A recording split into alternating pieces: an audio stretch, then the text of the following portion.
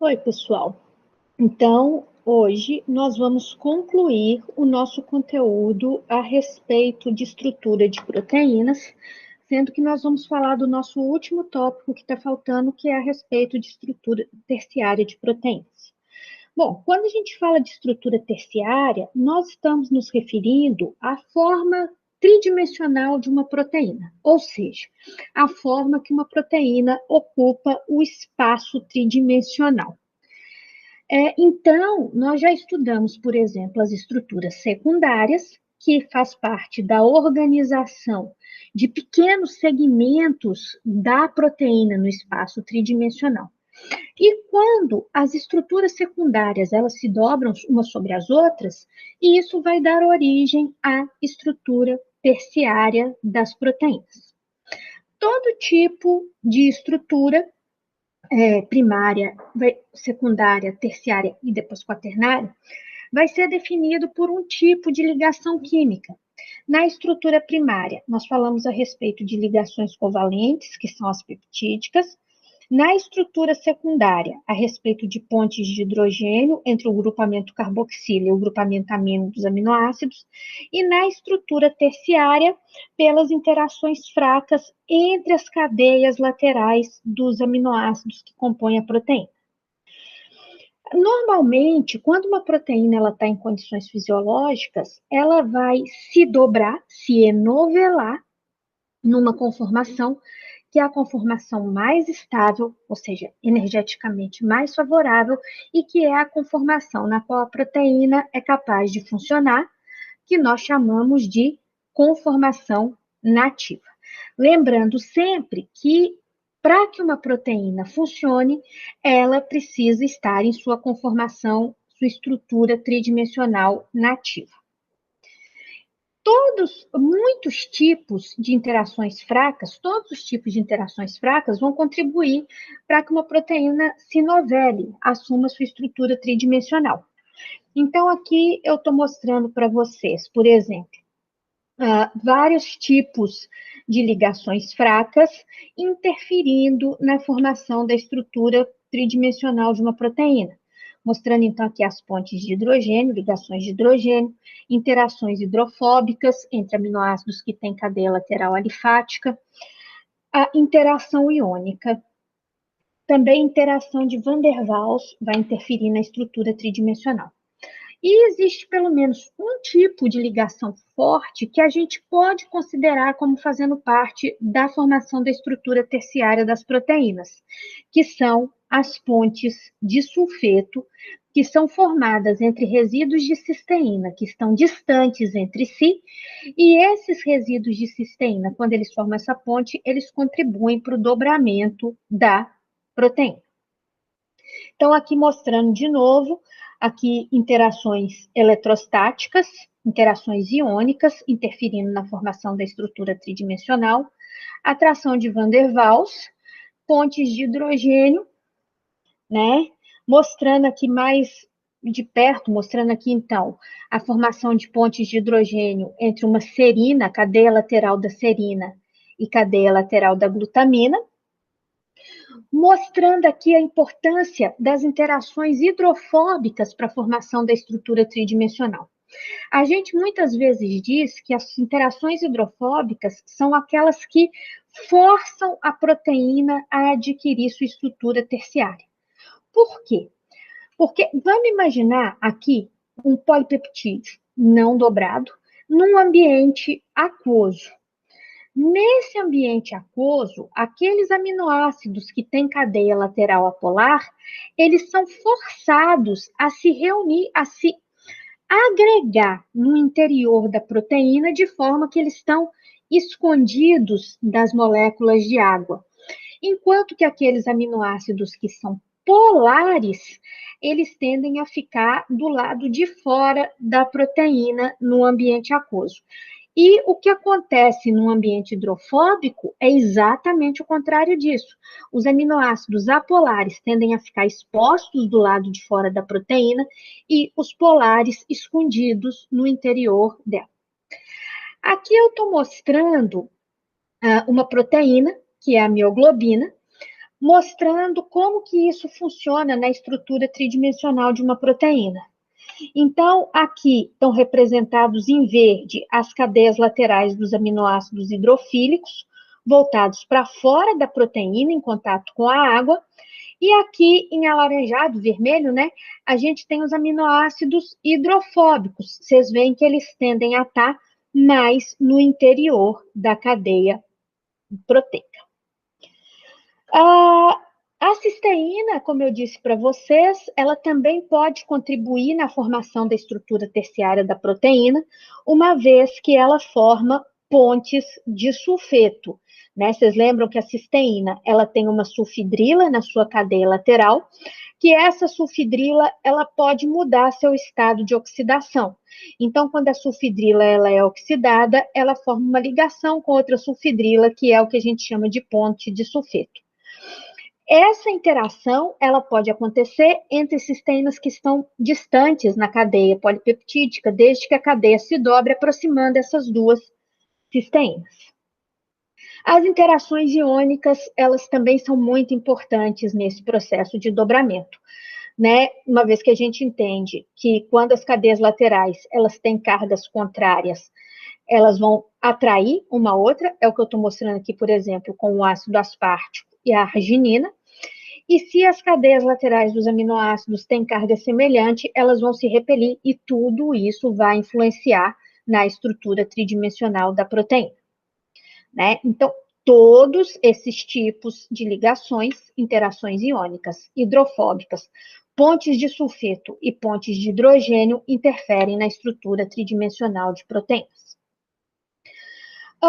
O cientista que foi muito importante no estudo sobre como as proteínas adquirem a sua estrutura tridimensional foi Christian Amundsen, um dinamarquês, que determinou em seus estudos que a sequência de aminoácidos da proteína é suficiente para determinar sua estrutura tridimensional. E por esse trabalho, ele ganhou o Prêmio Nobel de Química de 1972. Segundo o trabalho de Amundsen, o que ele mostrou?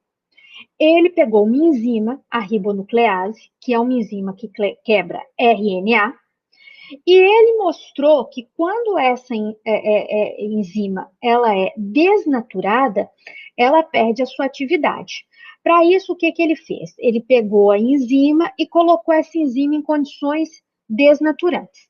Na presença da ureia, que é um agente desnaturante que vai interferir com as interações hidrofóbicas, e na presença de beta-mercapto de etanol, que é um agente redutor, que vai promover a quebra das pontes de sulfeto. A gente tem 4 pontes de sulfeto que mantêm a estrutura da ribonuclease. Então, a proteína ela foi desnaturada. E o que ele mostrou foi que quando a proteína ela é desnaturada, ela perde a sua atividade. O que o Amundsen fez depois? Ele removeu esses agentes desnaturantes através de diálise e ele mostrou que a ribonuclease ela era capaz de voltar à sua estrutura tridimensional nativa, ou seja, renaturar quando ela era tirada dessas condições desnaturantes. Então, a partir disso, ele propôs que toda a informação necessária para que uma proteína adquira sua estrutura terciária, ela está na estrutura primária da proteína, ou seja, na sequência de aminoácidos da proteína.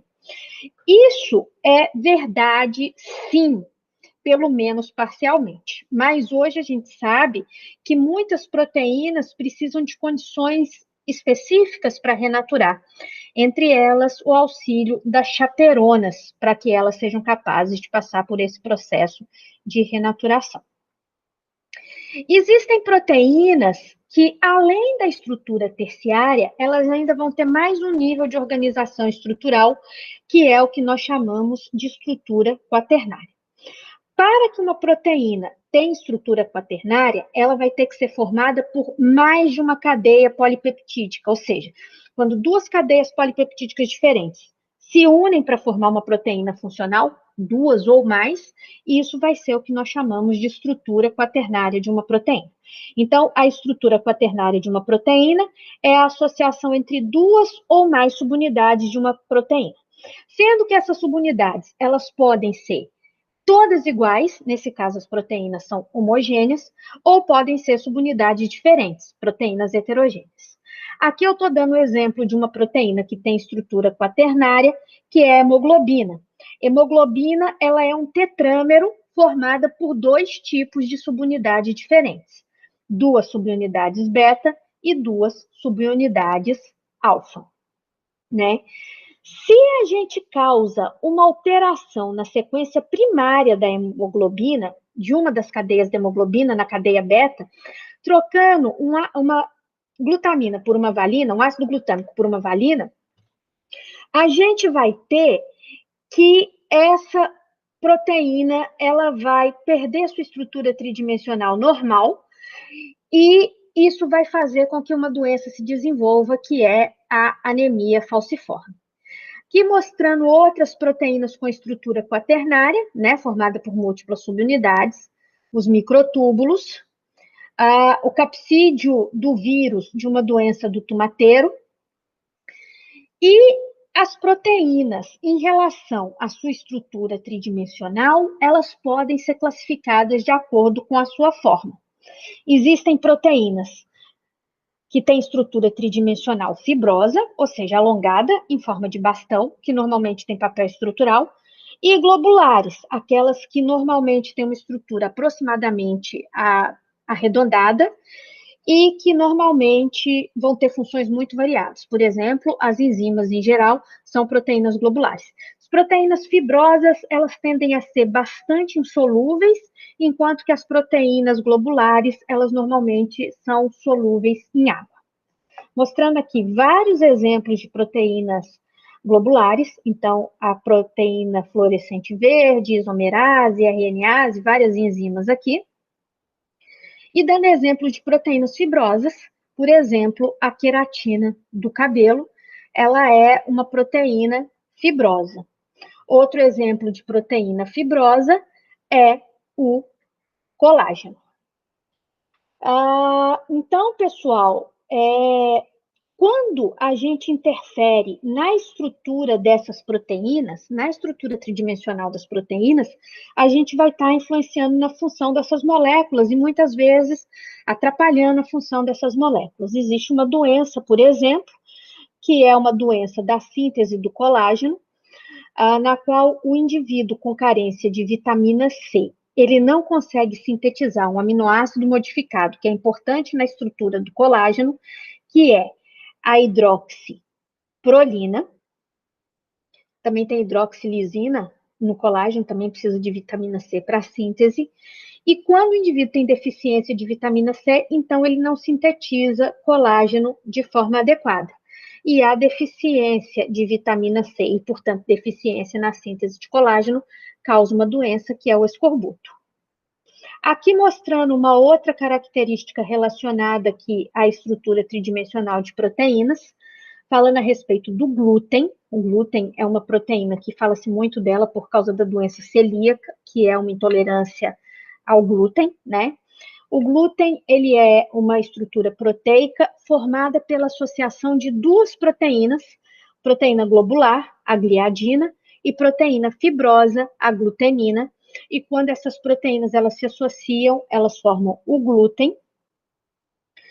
E existem vários fatores que podem causar a desnaturação de proteínas com consequente perda de sua atividade biológica, ou seja, a perda da estrutura tridimensional nativa da proteína.